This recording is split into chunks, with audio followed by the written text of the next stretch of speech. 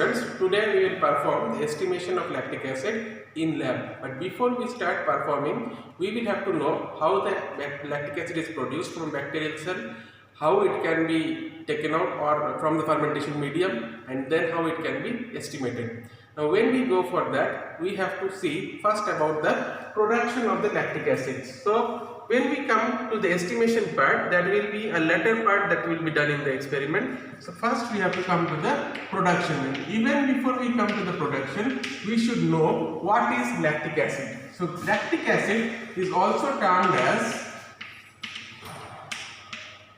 2-hydroxypropanoic acid. So this is the chemical formula of lactic acid, and it has got a lot of advantages and uses in the food industry mostly. So lactic acid in food industry is mainly used as a flavoring agent, for maintenance of pH. It has antimicrobial activity,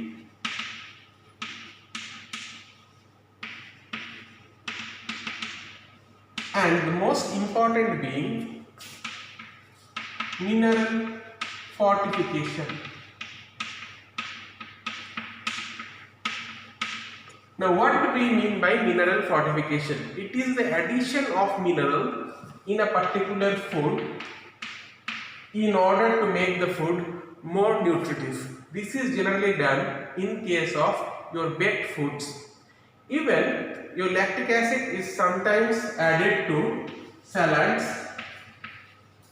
dressings, and to a wide variety of food in order to give them a characteristic taste. Moreover, as I said, it has antimicrobial activity. It can be used as a food preservative.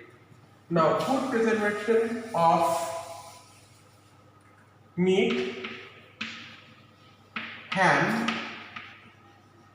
etc. is done using lactic acid, and even it helps in softening the meat items. Other than this, lactic acid sometimes can be used in the pharmaceutical industry in many creams and lotions for its activity on the skin, which is beneficial to humans. Now generally lactic acid is produced through a metabolic pathway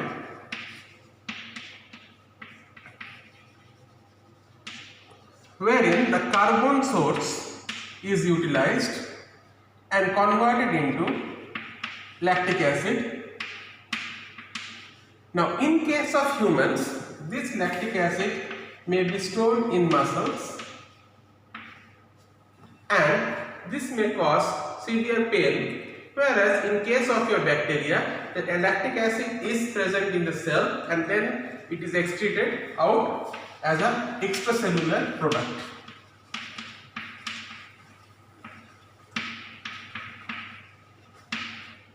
Now coming to the production of lactic acid from a bacteria.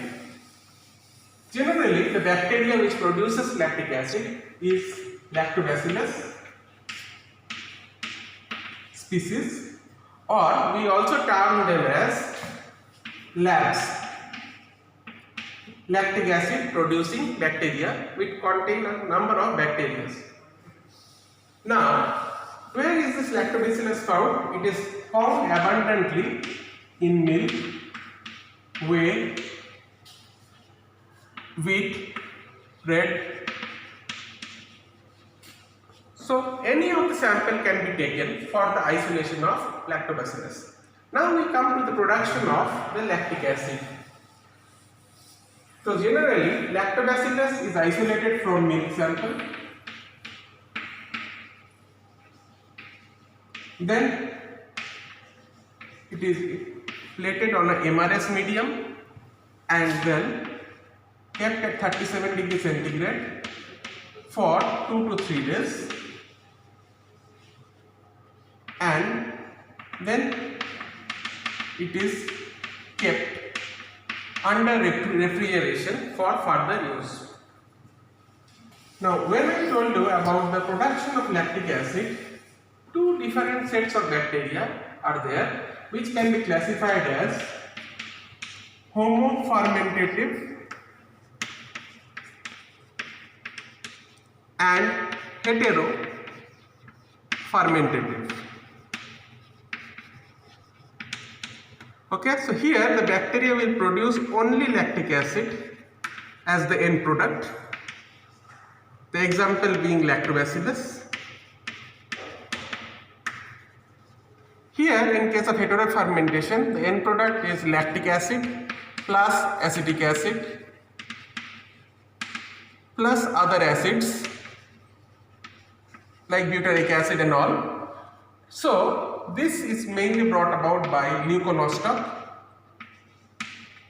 group of organisms which are heterofermentative in nature. Now, coming to the final thing, the process of fermentation. The culture is aseptically transferred to an MRS broth and kept at 37 degree for 3 days. The broth is taken after 3 days or 72 hours and the amount of lactic acid is estimated. The estimation is done mainly using the acid-base titration.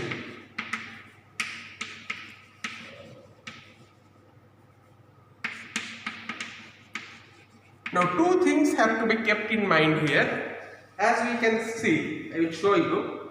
This is the sample which we have taken after the centrifugation of the MRS medium. So, this is our MRS medium with cells, as you can see, and this was centrifuged and the supernatant was collected for the estimation of lactic acid. Now, what will happen here is you will have the carbon dioxide from the atmosphere which will go and it will react with water to form carbonic acid. So, you will have the presence of lactic acid plus carbonic acid. So, you will have a total acidity which will be measured in case you are not removing it. A simple way to remove it is to slightly heat up the sample and remove the carbon dioxide, which is called as degassing procedure. So, we have completed the degassing procedure and then we will titrate this against 0.1 normal NaOH to find out how much of lactic acid is present. Now, we will experimentally start the experiment. We estimate lactic acid. Now, we are taking sodium hydroxide and slowly putting it into the burette.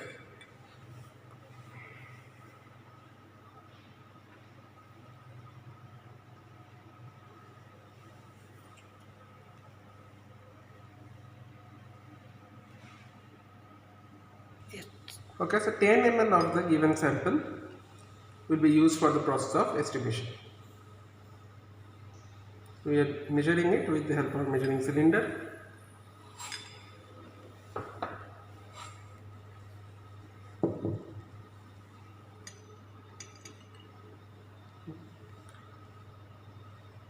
Now we are adding the 10 ml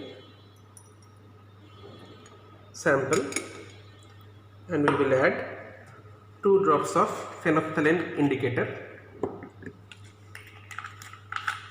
and we will start the process of titration. So, this sample will be titrated against 0.1 normal NaOH. So, you should do it very slowly, drop by drop. The first titration should be conducted very carefully so that you get a proper endpoint. The endpoint will be colorless to pale pink.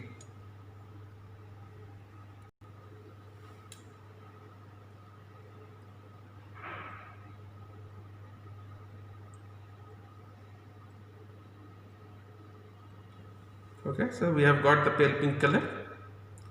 So we will look for the value now. Value is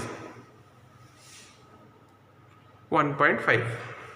Final burette reading is 1.5. So now here in our table we will write the final burette reading 1.5 ml. The initial burette reading is 0.0 ml.